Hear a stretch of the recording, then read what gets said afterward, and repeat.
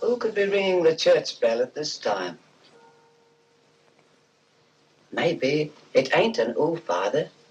Maybe it's an it. And maybe it's tolling the bell. Oh, there's no such things as ghosts and monsters. Haven't I made that clear to you? Something tore the throats out of Charlie Rousseau's sheep, and that something didn't leave any tracks. Andy Trent here saw a weird glow moving across the marshes last night, and this morning he found 2 of his sheep dead. Their throats torn open. Maybe the same thing that killed Andy's sheep is tolling the bell. I was on my way just now to deliver a special letter at Penrose Manor when a strange light appeared on the road before me, then moved quickly across the marshes and faded into the mist. I turned the cart around and hurried back here. It's not real. First the light, and now the bell. There's a very sound and logical reason for the bell tolling at this time, and I'm going to find out what it is. You can drive me to the church pots. The letter can wait. No hurry. Nothing will harm you if you're with the priest. Is that true, Father? Ah, what you need is more faith and less imagination. Come along.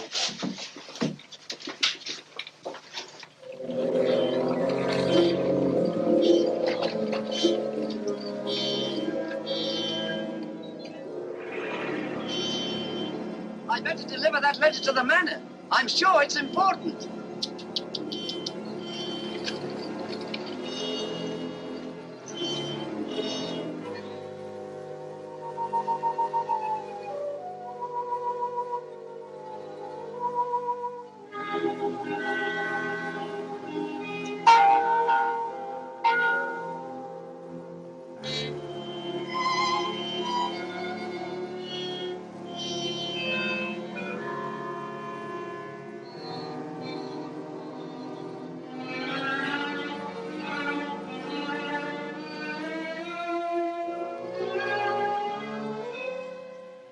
Goodness, that bell has stopped.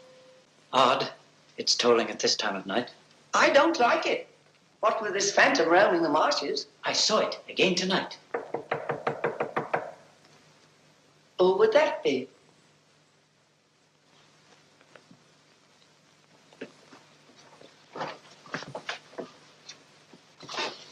Where's Lord Penrose? He's gone to Quebec. Get him on the phone immediately. What's happened, Father? Lady Penrose, dead, clutching the bell rope, calling for help. It was dreadful. Her ladyship. Call Sergeant Thompson at the police station. Ask him to come to the church immediately. Come with me, Potts. I'll need you. Yes, Father.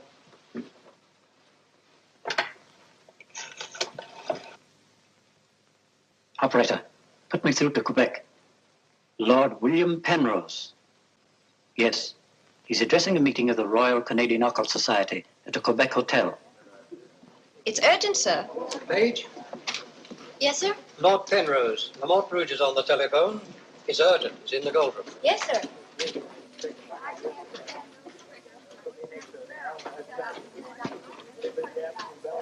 Gentlemen, as you know, the greatest obstacle in proving the authenticity of the occult lies in finding facts.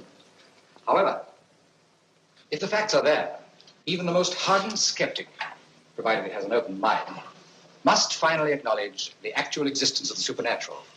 Do you admit that, Mr. Holmes? Facts are always convincing, Lord Penrose. It's the conclusions drawn from facts that are frequently in error. Yes, in the case of the Hound of the Baskervilles, as well as in the adventure of the Sussex Vampire, we found Watson, please. Oh, sorry. Well, gentlemen, this time I have facts. Cold facts. Many years ago, 100 to be exact, an apparition appeared at night in the village now called La Mort Rouge. The following morning, 3 people were found dead, their throats torn out, hence the town's rather grim name. Interesting, yes. But facts? No. I hardly think the tales of superstitious peasants can be considered... I haven't finished, Mr. Holmes. La Mort Rouge has again been the scene of these strange and unexplainable occurrences. Unexplainable, that is, from your point of view. Several of our most responsible citizens have actually seen the strange apparition on the marshes at night. And next morning, sheep were discovered... with their throats torn out and no traces of the killer anywhere to be found. Oh, you read about it in the papers. No, as a matter of fact, I haven't. It was merely a deduction. A rather obvious one, I'm afraid. Deductions are a weakness of mine, as Dr. Watson can tell you. Would you believe it? Holmes can... Well, those are facts, Mr. Holmes. Ignore them if you can. But it's very urgent, sir. Okay, well, go ahead. Thank you. I never ignore facts, Lord Penrose. And I have no doubt that the incident of the sheep with their throats torn out is unquestionably a fact. However, the interpretation of this fact as being final proof of the existence of the supernatural is merely supposition, and therefore cannot be accepted without further data. Your opinions, Mr. Holmes, are undoubtedly the result of your inability to cope with something beyond the realm of your comprehension. So, man. I'm sorry, John, but this ridiculous skepticism... Yes, what is it, my boy? La Mort Rouge on the telephone, sir. Very urgent, my lord. Excuse me, gentlemen. I'm afraid, Lord Penrose... It's quite understandable, Sir John. Lord Penrose is deeply entrenched in his beliefs. That's his privilege. Well, hang it all, Holmes, the fellow was positively rude. Well, shall we see a little overwrought, Watson? I'm leaving immediately.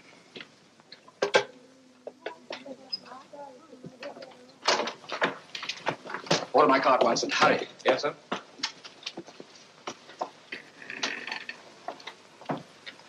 Gentlemen, my wife has just been found dead. Her throat torn out. In exactly the same manner as the sheep. This is terrible. I say, you don't think that it's... Undoubtedly, Mr. Holmes, you would call it murder by person or persons unknown. I'm sorry. If I can be of any assistance... Thank you, no. I'm afraid the happenings in La Mort Rouge wouldn't interest you, Mr. Holmes. Under the circumstances, I think we should adjourn. Yes, indeed, Sir John. Holmes, what a terrible thing. Sir John, would you be good enough to convey our condolences to Lord Penrose? Yes, I'd be glad. Say, well, can't we get something to eat before we leave? You don't often get food like you do here. Don't you ever think of anything else besides your stomach? No, not often. I got to get a paper. Morning. Good morning, sir. I imagine you'll be glad to get back to London, Mr. Holmes. Yes, indeed. Oh, by the way, there's a letter for you, sir. Thank you. Oh, here's something about Lady Penrose. She was found in the church with her throat horribly cut. Evidently dragged herself from the marshes nearby and tried to summon help with a bell rope. What's in it? What is it, Holmes? Listen to this, Watson. Huh? My dear Mr. Holmes, I've every reason to believe my life is in danger. Yet, if you were to ask me how I know, I couldn't give you a logical answer. There is nothing tangible, yet like a terrible premonition, it is all so frightfully real. I heard of your being in Quebec, and I'm turning to you, a stranger, and asking your help, in the frantic hope that you will not fail me. Oh, who's it from? It's signed Lillian Penrose. Lady Penrose? A letter from the dead woman? Or what's it mean, Holmes? I should say that Lady Penrose lived in fear of her life. Some secret hidden in our past, in all probability. Oh, perhaps it isn't as simple as that. What if Penrose is right? I'm glad we're going back to London. Things like that can't happen in Baker Street. What's the pity, Watson? Huh? Do you know a village by the name of La Rouge? Yes, sir. It's about 12 miles from here, up towards the falls. Thank you. Great Scott Holmes, you mean you're going to take on the case? Right. Telephone the airport and cancel our reservations, will you? Certainly, sir. Consider, Watson, the irony, the tragic irony. We've accepted the commission from the victim to find her murderer. For the first time, we've been retained by a corpse.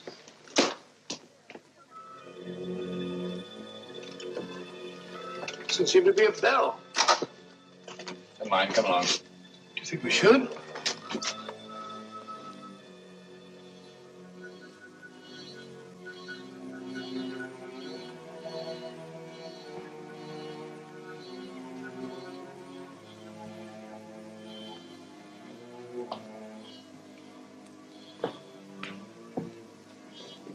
What a cold, cheerless-looking room. Yeah.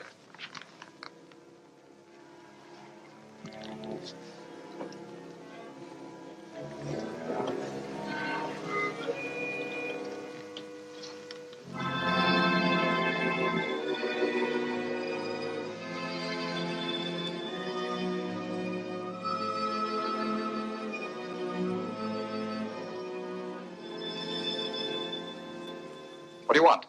Who are you? Mr. Sherlock Holmes. I apologize for this intrusion. Would you mind, gentlemen?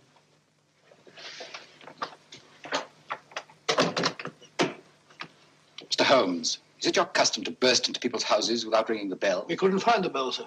If you've come here to use the death of my wife to prove your theories, I must ask you to leave. Penrose. I received this letter from Lady Penrose this morning.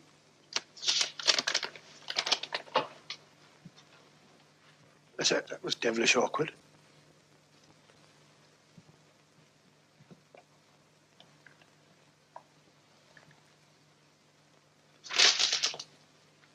I'm afraid you're a little late, Mr. Holmes. My wife's dead. And I've come here to find her murderer. You might have saved yourself the trouble. I'm convinced that the solution of this horrible deed lies in an understanding of psychic phenomena. Although I don't expect you to admit that, Mr. Holmes.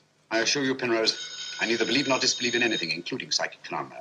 If I could just see Lady Penrose, it might help dispel much of the mystery that surrounds these happenings in La Rouge.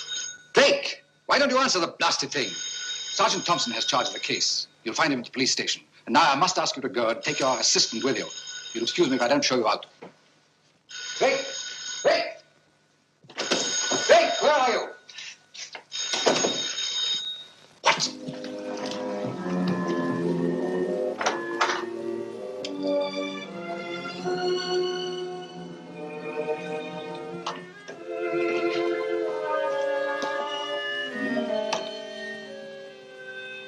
I've seen it before. Right, Watson, you have. Yes, but where? Never mind that now. We must examine the wound before Penrose returns and has us thrown out of the house. Clumsy job. Just missed the jugular vein. Must have bled to death. And it bled for several hours, eh? Possibly more. Long enough for Penrose to leave La Rouge and reach Quebec in time for the meeting? Holmes, you don't suspect I Penrose? suspect nobody, Watson. I was just asking a question.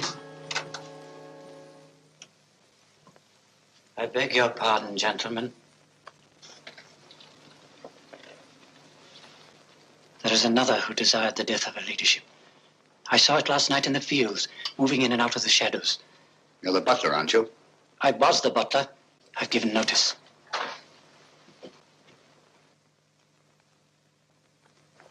Drake! Get out. Get out of this.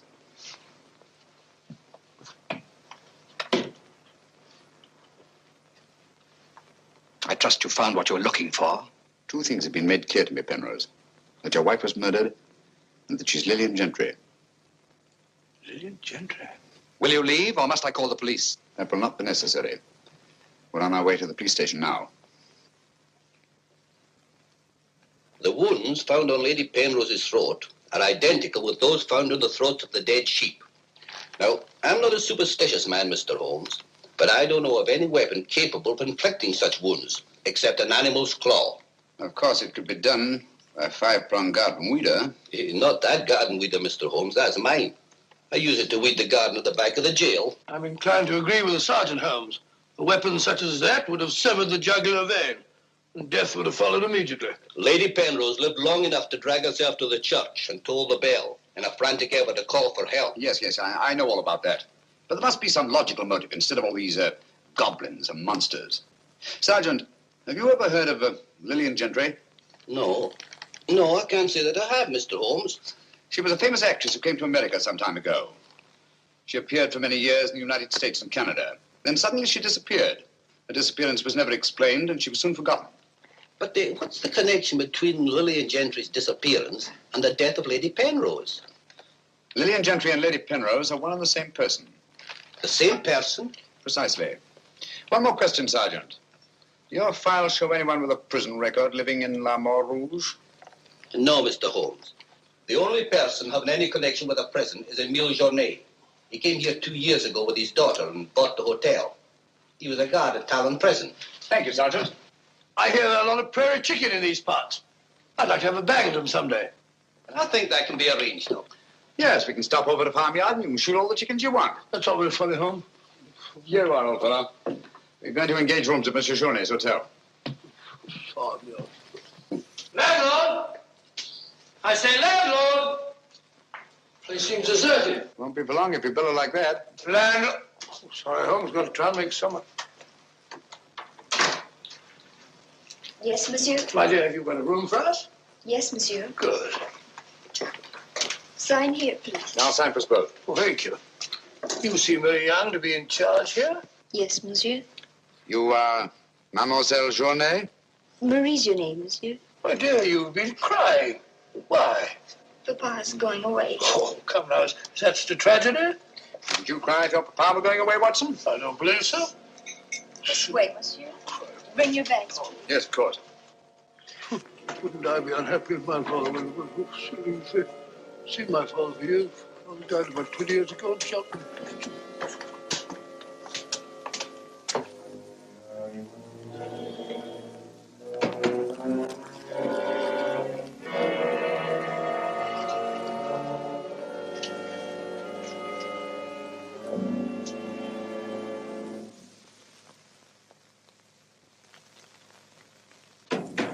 Some talk of Alexander and some of Hercules, of Hector and Lysander, such bright names as these. Bills. That's the way it goes, Emile. It costs money to be born, and it costs money to die. Do you know who that was in the car? It was Sherlock Holmes. He's here now. What do you think he'll find? Ghosts and monsters? What else is there for him to find? There's nothing I don't know. You're afraid, Emile? Of course I am, and so are you. Who isn't? Why should Sherlock Holmes come here? To investigate the death of Lady Penrose. What else? I'm afraid Mr. Holmes will return to London a sadder but a wiser man. Why do you say that?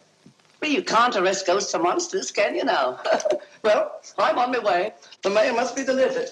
Some talk of Hercules, some of Hercules. That's better. This room gives me the creeps. It is very seldom used, monsieur. It isn't often that strangers come to Le Mort Rouge, and when they do, they never stay. I can't say that I blame them. Will your father be away for long? I don't know, monsieur. When is he leaving? I don't know. Marie! If you need anything, just ring, monsieur. That girl's frightened, Holmes. Obviously. She made the mistake of telling us that her father was leaving. Huh? You don't think that Journet...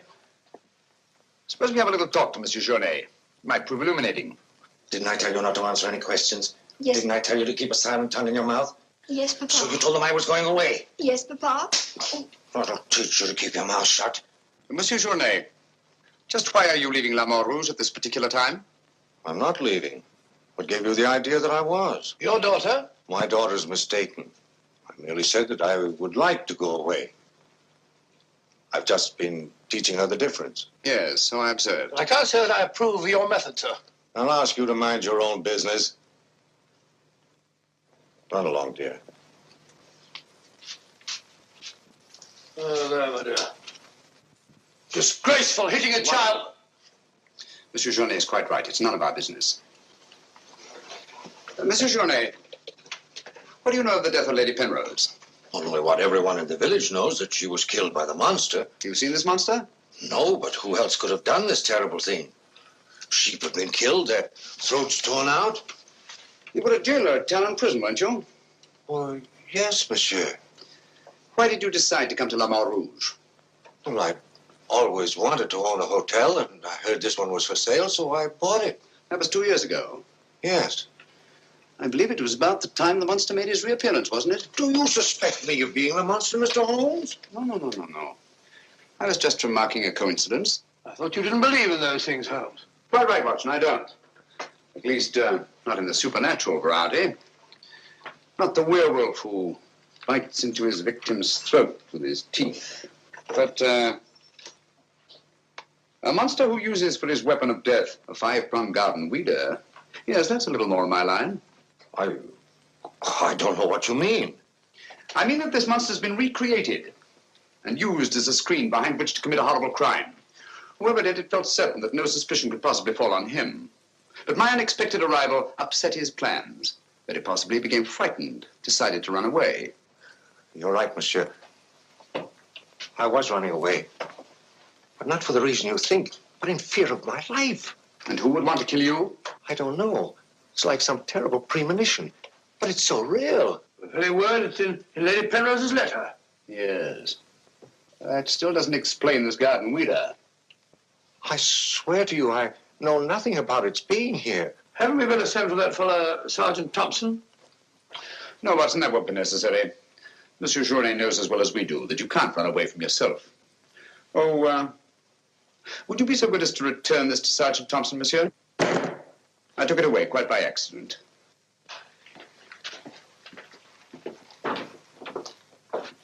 Monsieur Journet knows as well as we do. You can't run away from yourself. This fellow Journet seems a very frightened chap. Do you think he'd have any connection with Lady Penrose's murder? Time will tell us many things, Watson.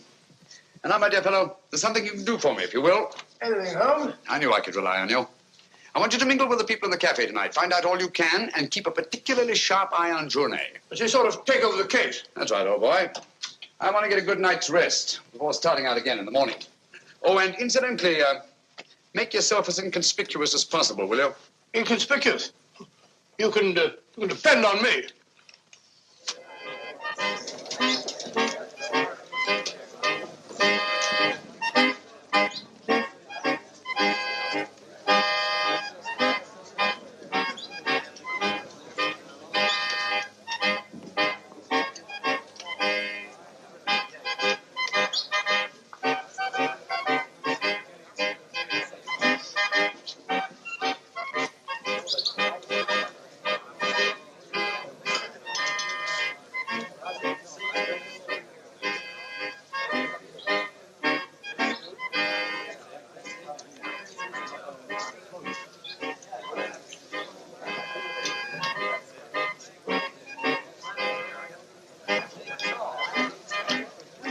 Thank you, my dear.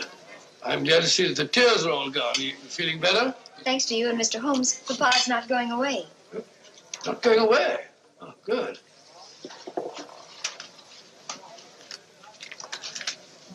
Journet not going away. There are many phases of the supernatural, Mr. Drake. Witchcraft, vampires, werewolves, ghosts, monsters. You'll find them all in the history of crime. So I say to myself, Potts, this is the handiwork of the supernatural. I gather that your name is Potts, that you're interested in the detection of crime. Allow me to introduce myself. My name's Watson, Dr. Watson of 221B Baker Street, London, England. How do you do, sir? Here's to crime. Bigger and better crime. I deduce, my good man, that you're somewhat drunk. Yeah. Sharp he is, sharp as a tack, and just as flat-headed. You might also deduce that I'm leaving this place. Getting out. As soon as the bus I'm waiting for hoots its hooter. I believe they say honks its hooter in these parts. Hoots to me, honk to you. Hoot, hoot. My dear fellow, I don't care two hoots whether it's hoot or honk. Oh, that's my bus, gentlemen. I just heard it hoot, it's hooter distinctly. If you solve this case, let me know. Personally, I'm betting on the monster. You take my advice, Patsy. Get out of this place before they find you with your throat cut.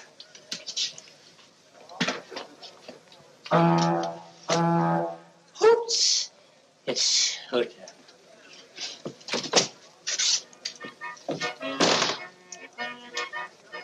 Nervous? Well, the thought of having your throat torn out by some monster isn't likely to make you very gay, Dr. Watson. Indeed. Some of Monsieur Journet's excellent wine will soon remedy that. Marie, would you bring a bottle of this excellent wine for my friend here? Yes, monsieur.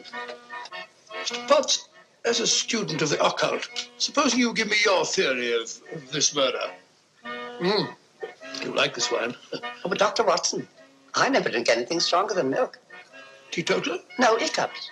Every time I drink alcohol, I have hiccups. Sorry.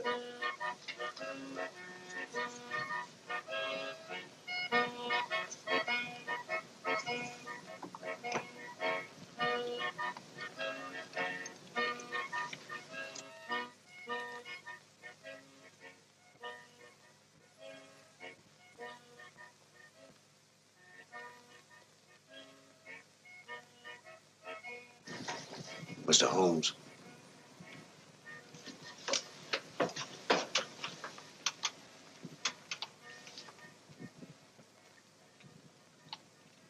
Mr. Holmes.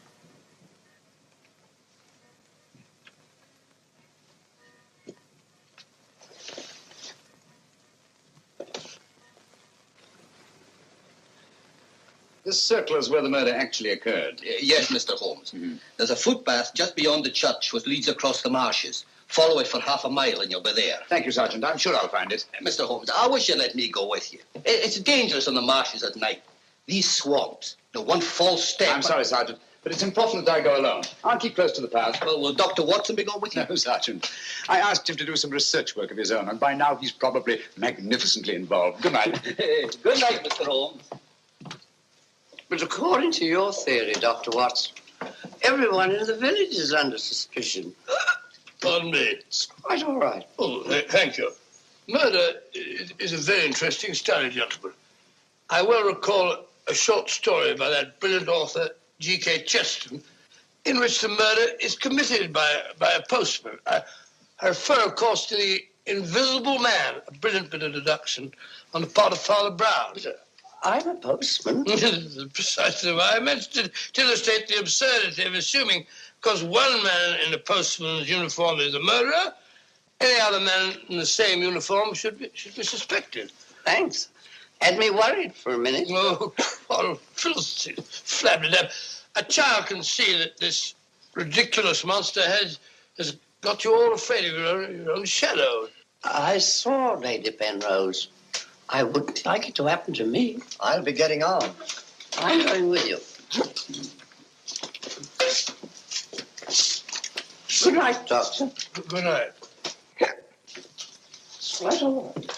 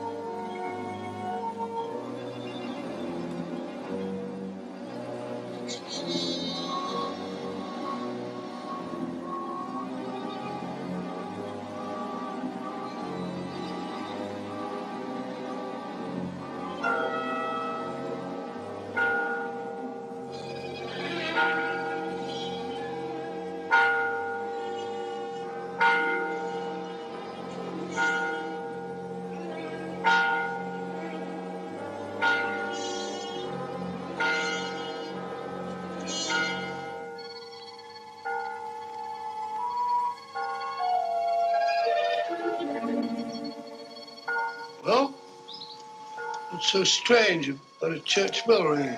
It rang the same time last night.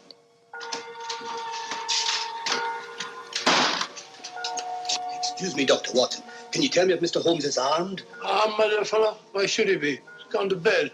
You're wrong, Doctor. He went out in the marshes alone. I tried to go with him, but he refused. But great Scott, if he runs into this monster and he's by himself, he'll get killed.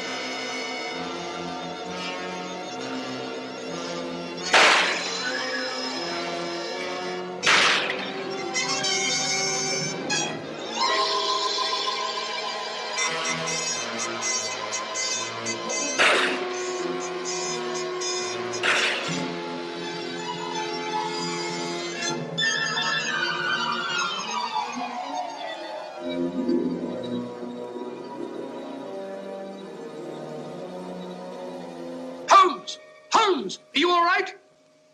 Where are you, Watson? Here I am. Over here, Holmes. Watson, where are you? I'm in the bog. Oh, good gracious. Come here. Your instructions were to mingle with the people and stay in the cafe. Sergeant Thompson said you were out here alone, so I thought you might need help. Yes, so you proceeded to fall in the bog, eh? Fall? I was pushed into the blasted thing. Pushed by the most ghastly apparition. Came at me like a roaring furnace, with spitting fire in all directions. Before I could get my revolver, the thing was upon me. The next thing I knew, I was in the bog. Are you all right, Mr. Holmes? I heard shots. Yes, I'm all right, but Dr. Watson here seems to have encountered the monster. He has? Come on, old fella. We'd better get you out of these wet clothes and into a hot tub before you catch a death of cold.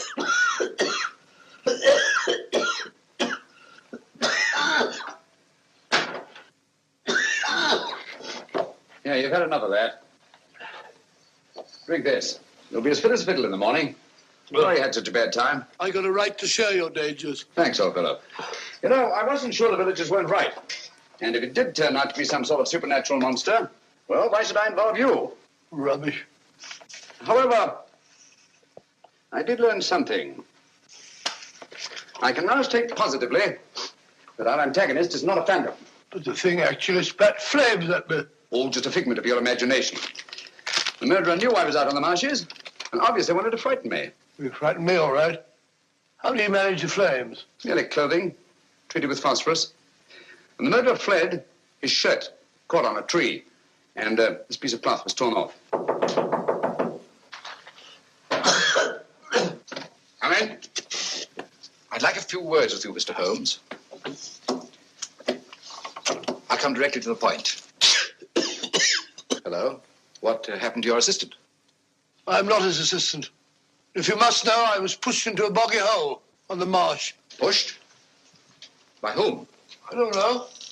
Spat fire at me.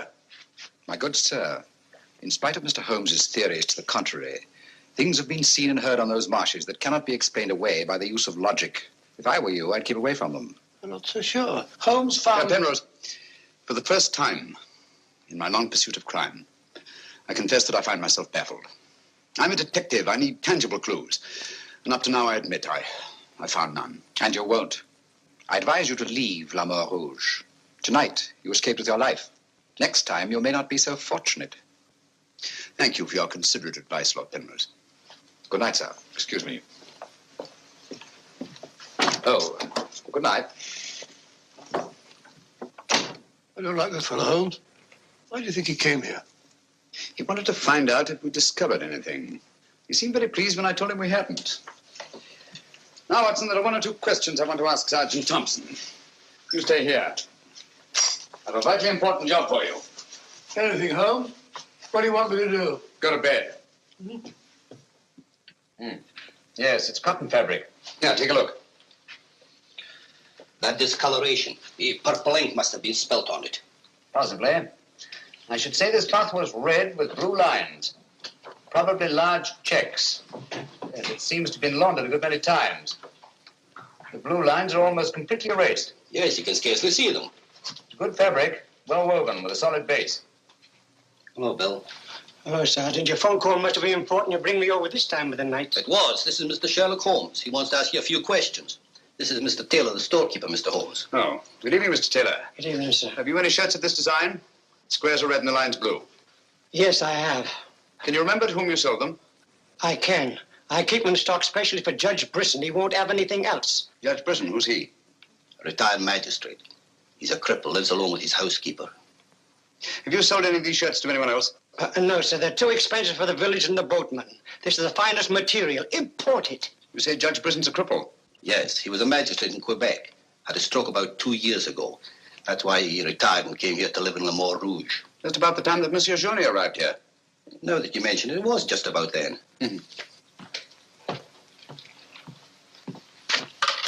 Hello, operator? Give me Judge Brisson's home, will you? Thank you.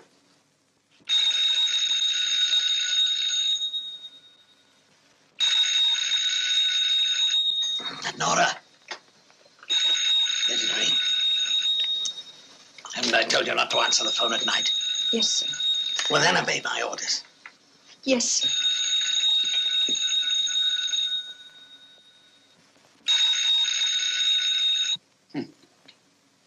No answer. Where do you live? On the Marsh Road. But I don't advise you to go there after dark, Mr. Holmes. The place is a fortress and guarded by a savage dog. I think Dr. Watson and I will have to pay Judge Brisson a visit in the morning. Good night, gentlemen. Good night, Mr. Holmes.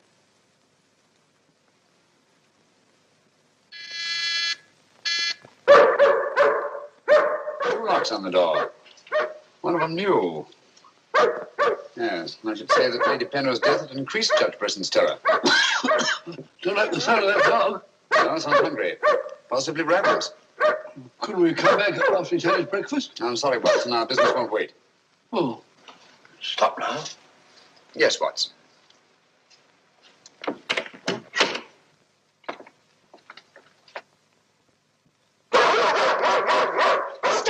Fido. Good Fido. Good Marty. Good Winnie. Who is it? Sherlock Holmes and Dr. Watson. I telephoned Judge Brisson we were coming. You can't come in. He's given orders no one is to be admitted. You wouldn't want Judge Brisson's death on your hands, would you? No, sir. Then you'd better let us in. I'll probably lose my job for this. Not after we've talked to Judge Brisson. My good woman, you keep an eye on that dog. Oh, don't worry, Watson. You know as well as I do. The dog won't touch you if you're with its master or mistress. Well, you know it and I know it. We're quite sure the dog knows it. Good dog. Happy dog. Nice, Winnie. Good Winnie.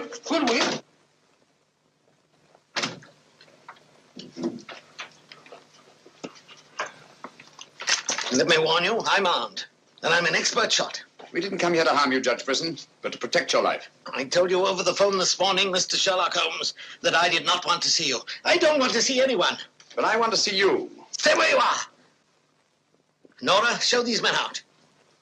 Judge Brisson, if you'll answer a few questions, I may be able to save your life. I have the fullest confidence in my own defenses, and I will not trade them for any theories of Mr. Sherlock Holmes, however plausible you make them sound. Now get out, will you? I'm sorry. Under the circumstances, I'm helpless to prevent your death. Almost certainly by violence.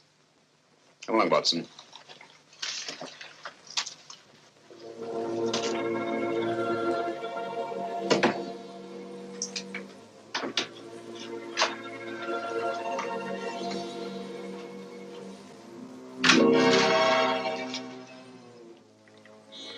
Pardon me. May I trouble you with that envelope?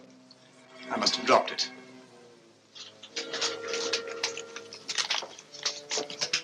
Thank you.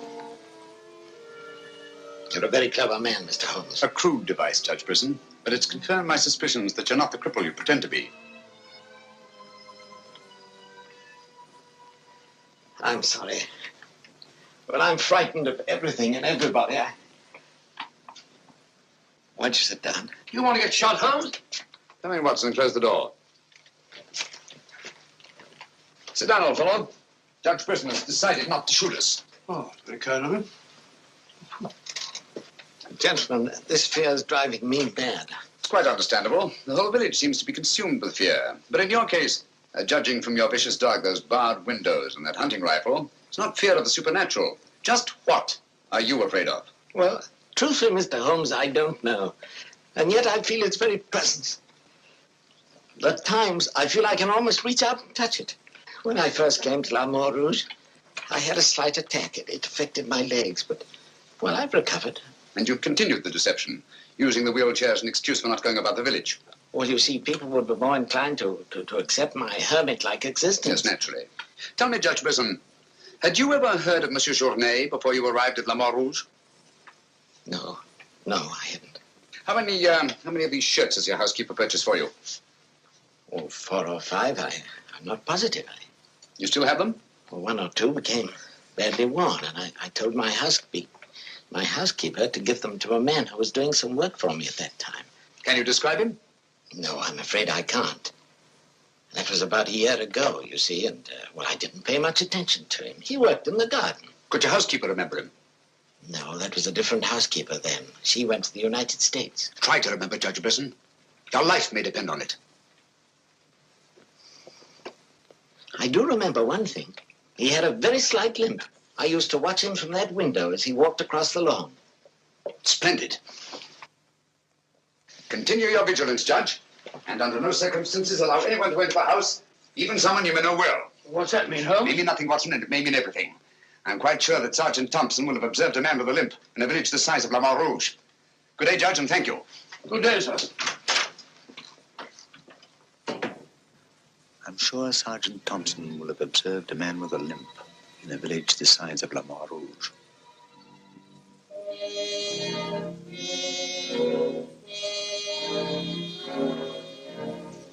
This is what's left of the Delaport Hotel, Mr. Holmes. Dana sleeps here when he's in La Mort Rouge. Spooky old place. The villagers call it the ghost house. It's been deserted for years.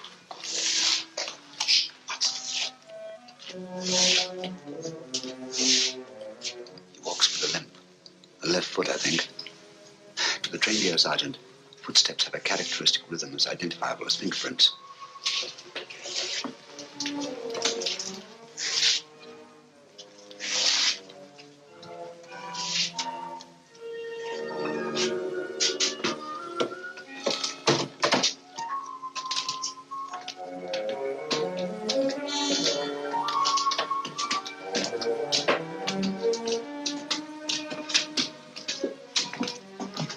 What do you want?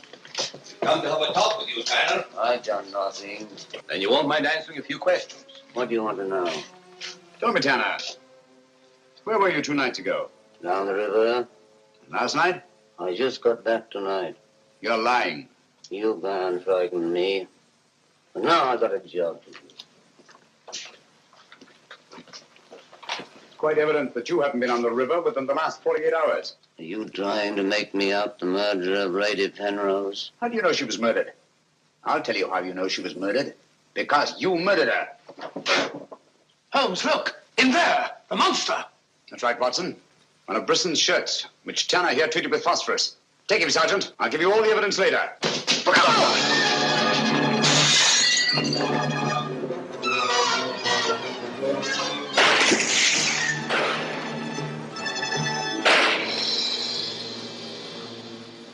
You got him, Sergeant. I'm sure of it. Come on.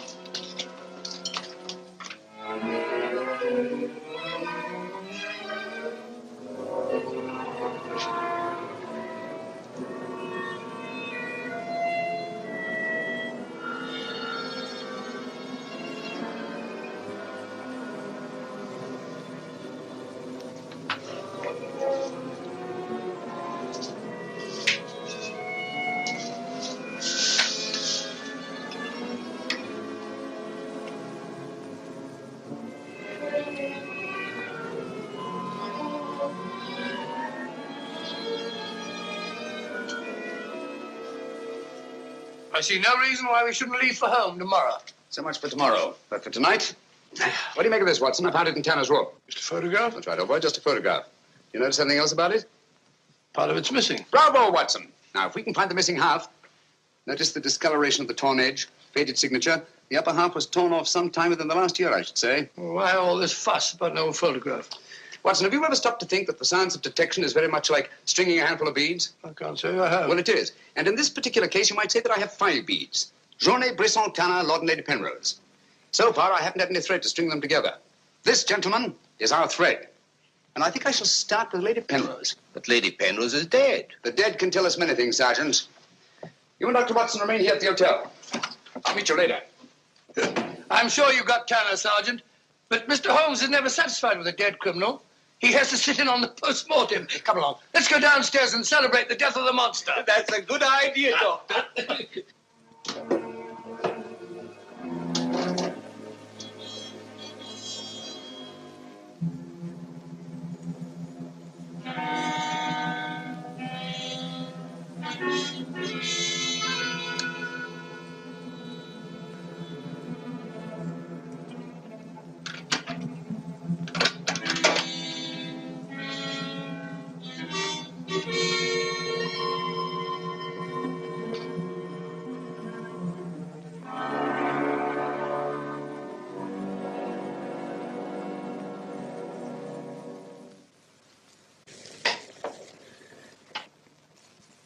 So the great Sherlock Holmes becomes a common thief.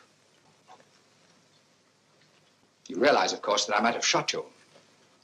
I knew that you'd refuse to see me, so naturally I had to take that chance.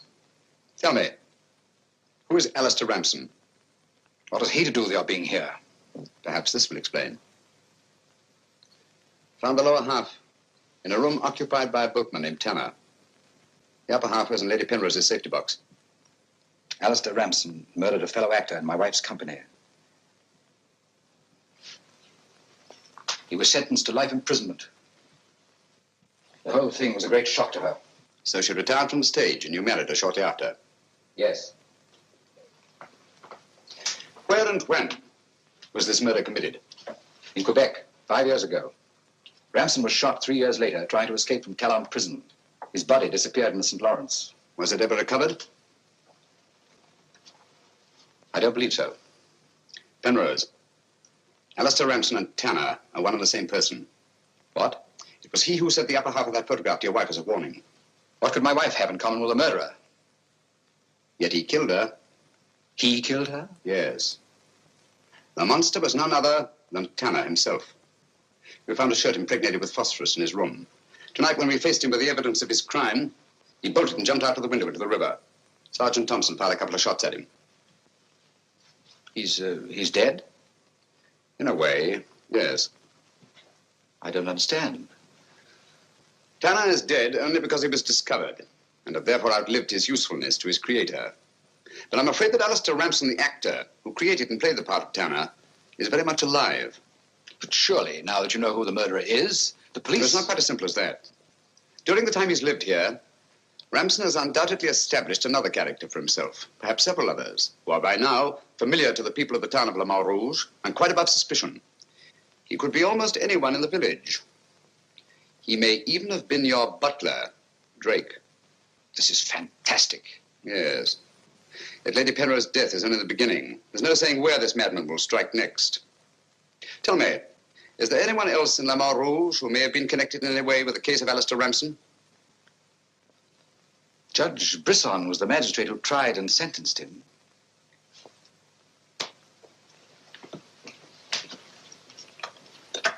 Operator? Operator, give me Judge Brisson's home.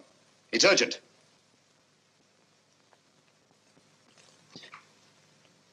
Judge Brisson, this is Sherlock Holmes. Oh, yes, Mr. Holmes. Oh, I'm quite all right, thank you. I've chained up the dog, as you asked. As I asked? I haven't telephoned you before. Somebody's obviously imitated my voice in order to gain access to the house. Oh, certainly, Mr. Holmes. I'll lock all the doors and await your arrival. Yes.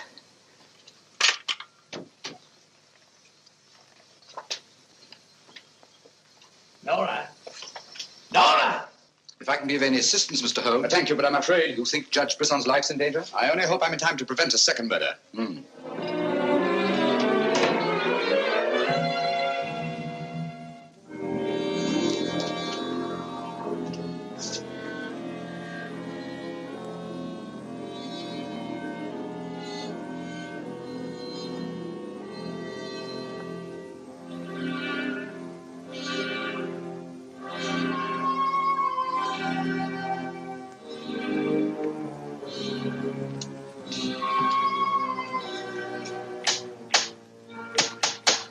Mr. Holmes. Show him in.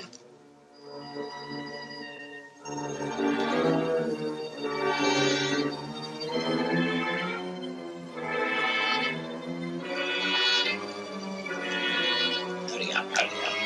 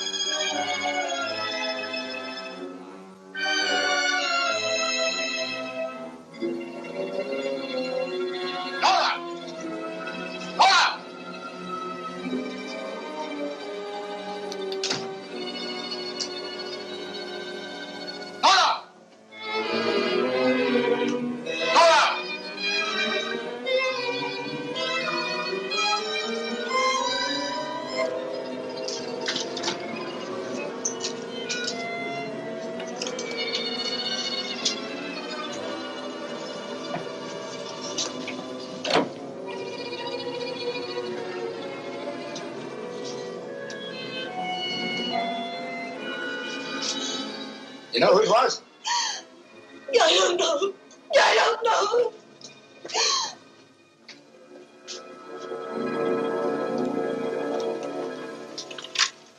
Hello?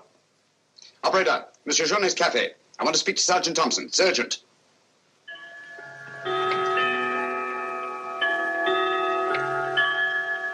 Sergeant Thompson, this is Sherlock Holmes. I'm at Judge Brisson's. He's been murdered. Judge Brisson's been murdered. Judge Brisson?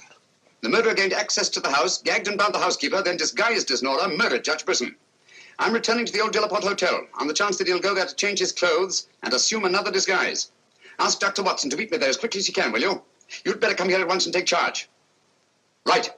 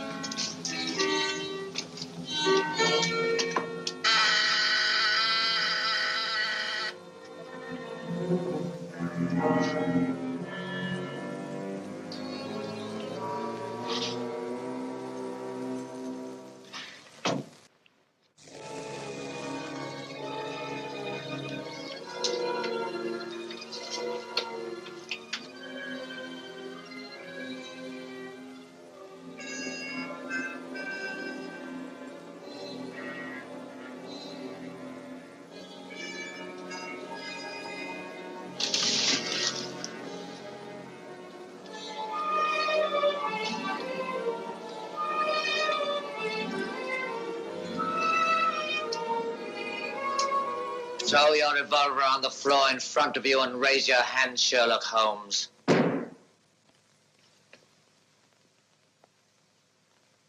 I should have thought you would have felt more at home in the spotlight. I see you finally identified me. Yeah, Jack Tanner and Nora, the housekeeper, were brilliant. You should really take a bow. It's too bad you appeared on the scene when you did, and I had to ring down the curtain on the monster. Your recreation of the monster of La Mort Rouge as a means of murder must have given you great satisfaction. Why did you kill Lady Penrose?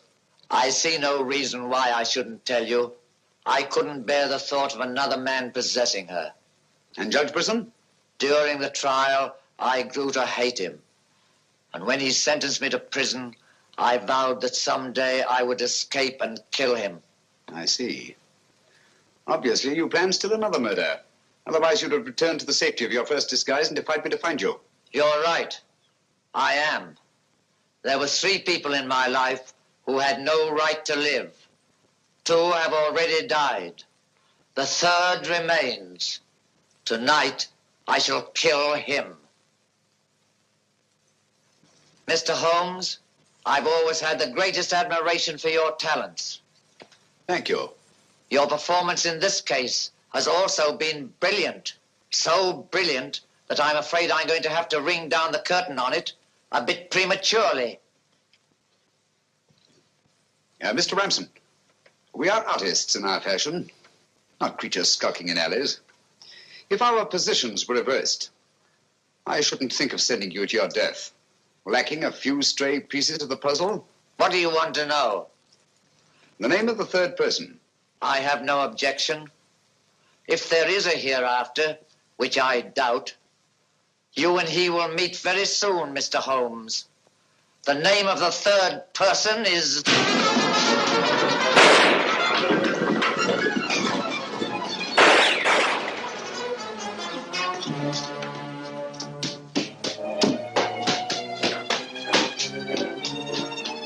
Coming, Holmes! Look out, Watson!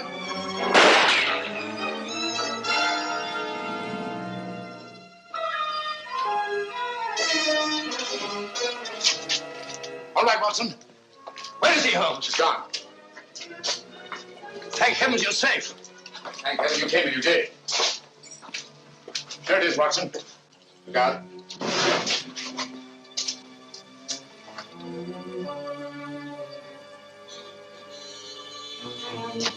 So you got away again? Yes, Watson. Over that warehouse roof, most probably. What a fellow's a room. Yes. This is obviously the secret room where his disguises were created. Looks like an actor's dressing room. He is an actor, Watson. One of the finest acting talents of our time. Look at this. Nora, the housekeeper. His name's Alistair Ramson. Alistair Ransom? Never heard of him. No, that's not important. The important thing is that he murdered Lady Penrose and Judge Brisson. Great Scott, he did it. Yes, Watson. This Ramson is a paranoiac. His orgy of crime is not complete. There's still another. I was just about to learn his name when you so conveniently fell down the stairs. Oh, sorry, old chap. You can be, old boy. You saved my life. Look at this, Watson. Tanner. Tanner? Where do you think he'll strike next? Obviously, Journet is to be his 3rd victim. Journet? Yes, Watson. As in the cases of Lady Penrose and Judge Brisson, Journet also felt his presence. But in each case, it was vague and unexplainable. Well, what connection can he have with Judge Brisson or Lady Penrose? Journet was a guard at Talon Prison, where Alistair Ramson was confined. He's the 3rd person against whom the murderer holds a grievance. Now he's disappeared. Journet disappeared? So Marie told us in the cafe? Watson, Journet's disappearance can mean only one thing. He's in hiding. Our job is to find him before Ransom does. Journet is the only man who can lead us to the murderer. We'd better have a talk with little Marie. Raise your voice and sing along, sing till the echoes ring. Don't ever let a single soul worry about anything. Find what you make it so you can make it what you will. Never be weary, ever be cheery. Hello, Potts. Have you seen Marie? No. Have you seen her? Can't say I have. And are we really glad to be back from a foreign shore? You'll hear a laughter ring to the laughter of Marie? Watson. Now we'll go home, we'll know we can roam away from the ones that we love.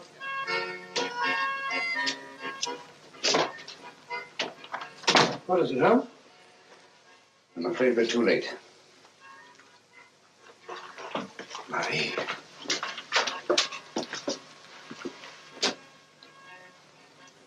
Don't touch anything, Watson. Murdered in exactly the same way as Judge Brisson and Lady Penrose. Poor innocent little child. I should have prevented this. Nonsense, my dear chap. You did everything possible. How on earth could you have prevented it? Child's death is a tragedy, of course.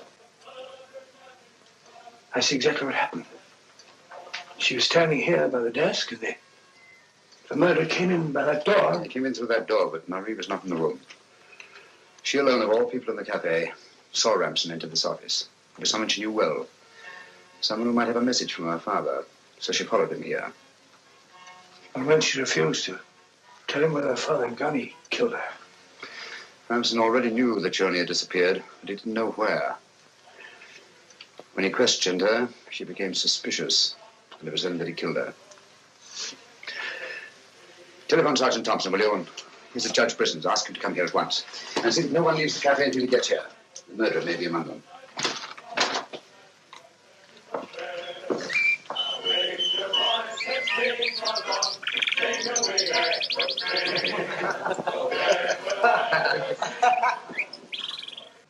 What could have happened to Holmes? He's been away all day. It's very unfair of him keeping me in suspense like this. He knows how worried I become. He continues to do it, and do you know why? He actually enjoys making me miserable. Half a mo.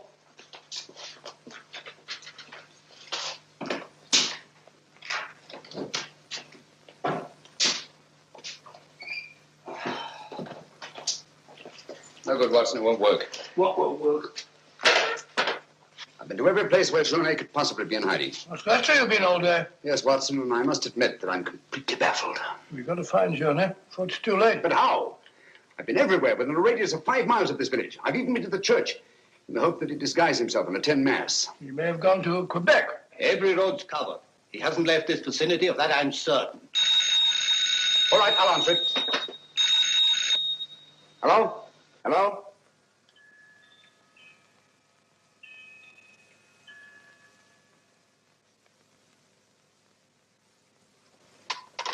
Who was it, Holmes? Watson, get your hat and coat. You're very rude, Holmes. You leave me all day long with that very dull inspector. I ask you a perfect polite question, and all you say is, Watson, get your hat and coat. We're going to find Jonet. Sergeant, you wait here till I call. Watson, do this. Watson, do that. Watson, get your hat and coat. Watson, take your hat and coat. Watson, Brisson's house. Watson, this, Watson. It's my opinion that Judge Brisson's house is the last place that you'll find Jonet. Put yourself in Jonet's position, Watson. Where's the most likely place that Ramson would look for you? Certainly not in the very house in which he's just killed one of his victims.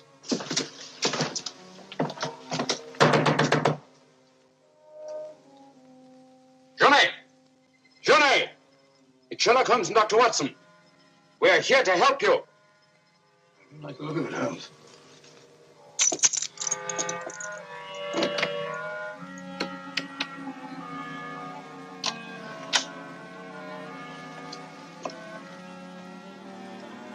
Holmes! Holmes! Where are you? Here I am, Watson.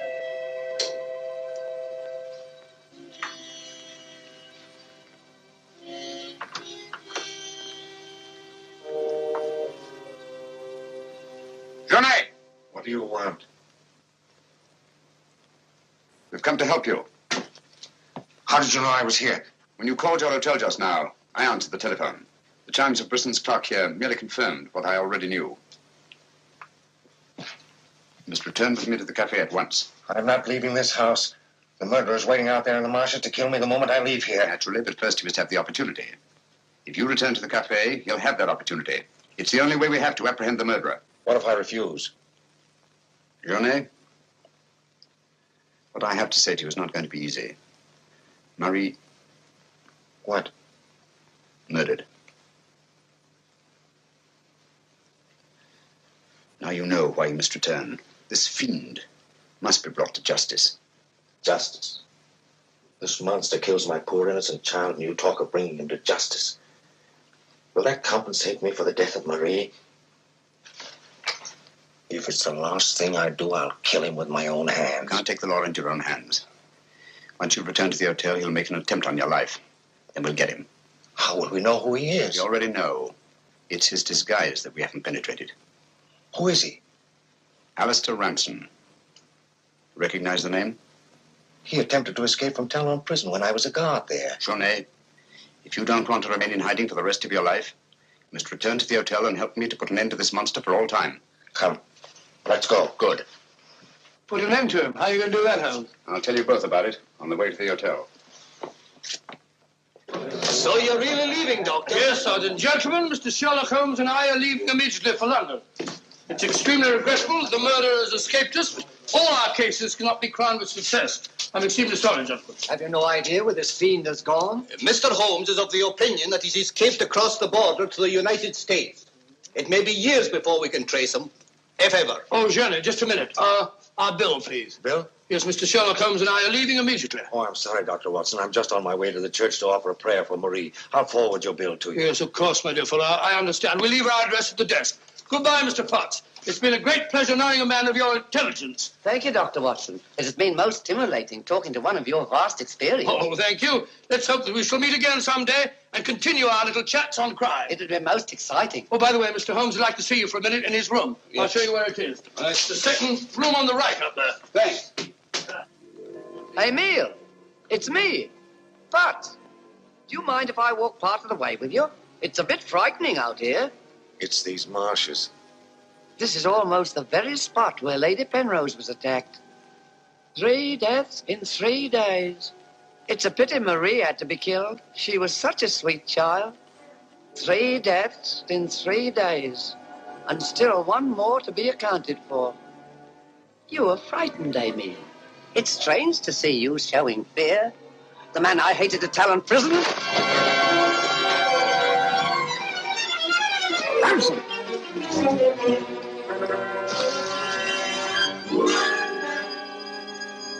Sherlock Holmes. Yes, Mr. Ramson. So you see the final curtain has not fallen after all.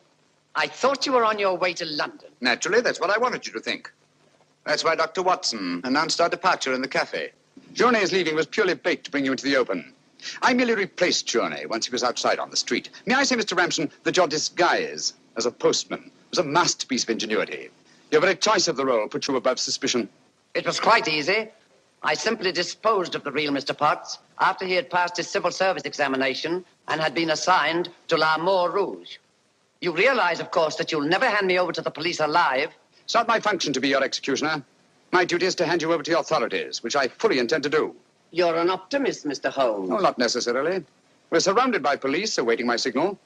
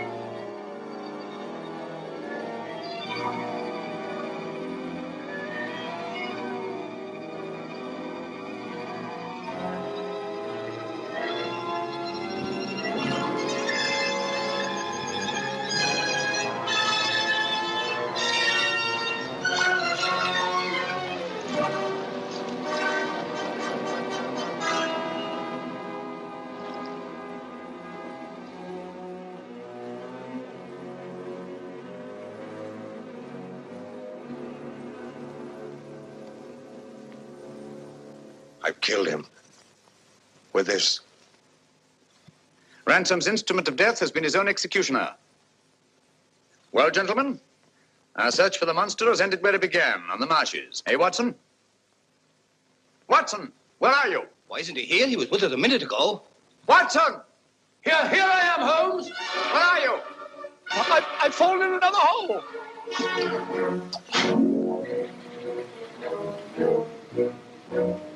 I should like to see a bit more of Canada before we sailed, Holmes. So should I, Watson. Canada.